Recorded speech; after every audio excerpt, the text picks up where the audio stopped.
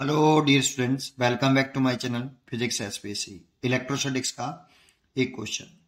Charge is distributed within a sphere of radius capital R with a volume charge density rho is the function of r equal to a upon small r square e की power minus k 2r small a, where a capital A and small a are constants.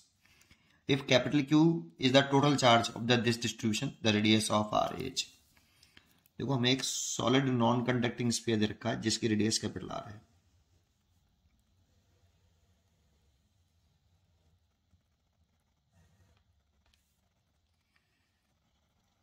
ठीक है, और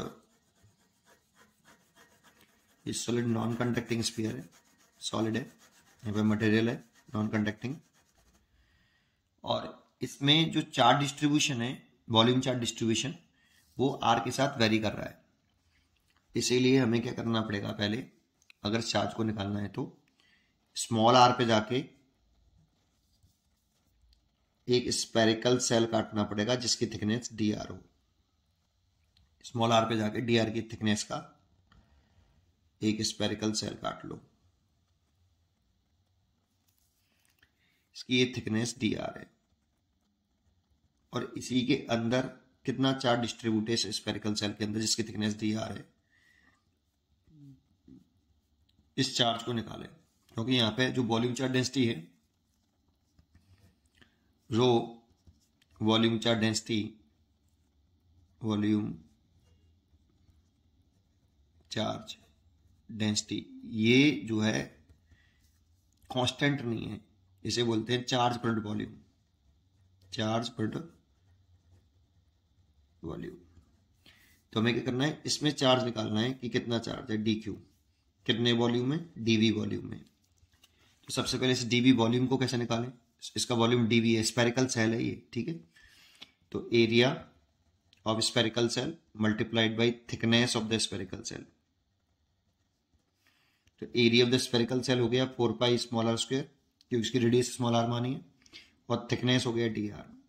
ये जो DV volume है वो shaded reason का है, ठीक है। ये जो सैडेड रीजन बनाया है, इस रीजन का वॉल्यूम है, और ये जो सैडेड रीजन है स्फेरिकल सेल है बेटा, सर्कल नहीं है, ठीक है, स्फेरिकल सेल। इसीलिए एरिया आपने 4 पाई आर स्क्वायर लिखा है इनटू थिकनेस डी आर। अब इस इतने वॉल्यूम में कितना चार्ज है वो यहां से निकाल सकते हैं। डी क्यू चार्ज है डीवी वॉल्यूम में, तो यहां से डी क्यू निकाल सकते हैं हम, रो डीवी। तो d q equal to, rho की वैल्यू हमें क्वेश्चन में दे रखी है, a upon small r square e की पावर माइनस के 2 small r upon a small a into 4 pi small r square and d small d r. ये तो इतने छोटे से वॉल्यूम डीवी वॉल्यूम में इतना चार्ज निकला है, लेकिन निकालना मेरे को कैपिटल आर वॉल्यूम में जिसकी रेडियस कैपिटल आर है। इस पूरे वॉल्यूम में जिसकी रेडियस कैपिटल आर है, इस होल वॉल्यूम में कितना टोटल चार्ज है वो निकालना है। तो टोटल चार्ज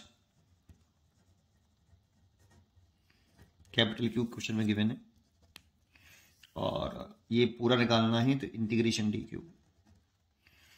तो q equal to integration d q की वैल्यू पुट करें तो देखो, आर स्क्वायर से तो आर स्क्वायर कट जाएगी, तो 4 पाई कैपिटल ए ई की पावर माइनस के 2 r upon a d are.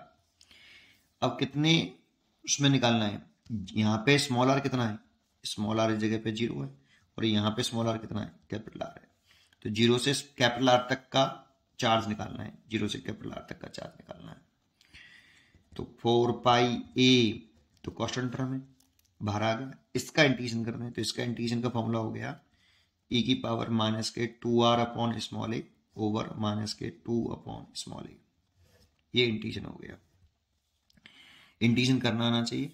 Integration जो है, इंटीग्रेशन ई की पावर एक्स डी एक्स का जो इंटीग्रेशन होता है ई की पावर एक्स ही होता है, लेकिन इसमें एक्स्ट्रा जो है एक्स के अलावा जो है स्मॉल आर के रेस्पेक्ट में कर रहे थे 2 अपॉन ए एक्स्ट्रा था, इसीलिए माइनस के 2 अपॉन ए नीचे आएगा। लिमिट हो गई 0 टू कैपिटल आर, ये कैपिटल क्यू चार्ज हो गया।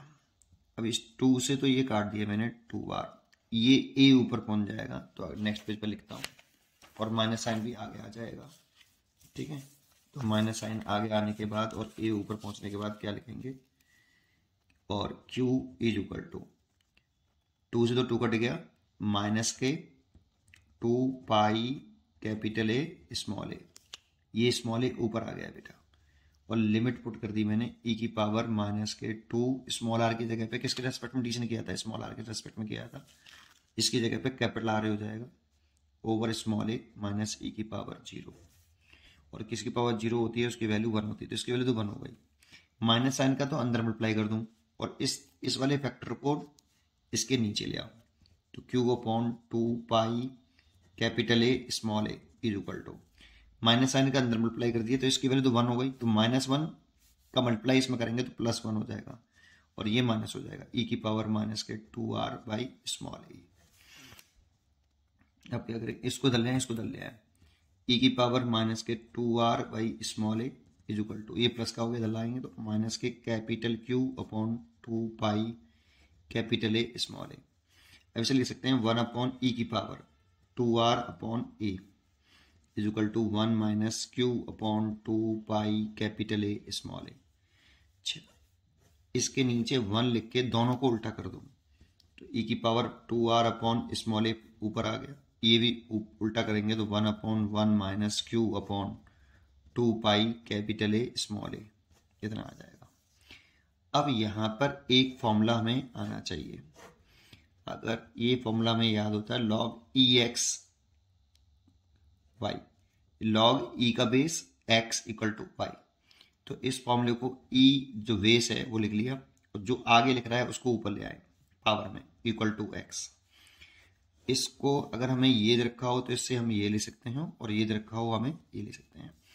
अभी हम इस वाली कंडीशन में हमें दिखाई दे रहा है e की पावर वाला, तो देखो जो पावर में है ना e की पावर में y, उसे तो अलग लिख दिया, देखो मैंने y जो पावर थी e की उसे मैंने y लिख दिया, तो इसलिए जो पावर है उसको y लिख दो, तो 2r अपॉन ये लॉग वाले केस में फॉर्मूला होता है आपका, ये फॉर्मूला है मैथमेटिक्स में, ठीक है, 2r upon A equal to, और जो आपका x लिखा हुआ है सामने उसको लॉग के साथ लिख देते हैं बेस लगा के e, तो लॉग e के बेस में 1 upon 1 minus Q upon 2 pi capital A small a. अब r निकालना था हमें, तो इसका मल्टीप्लाई करें 2 का डिवाइड कर ले तो r निकल आएगा, a बाई 2 हो गया, log 1 upon 1 minus Q upon 2 pi capital A small A.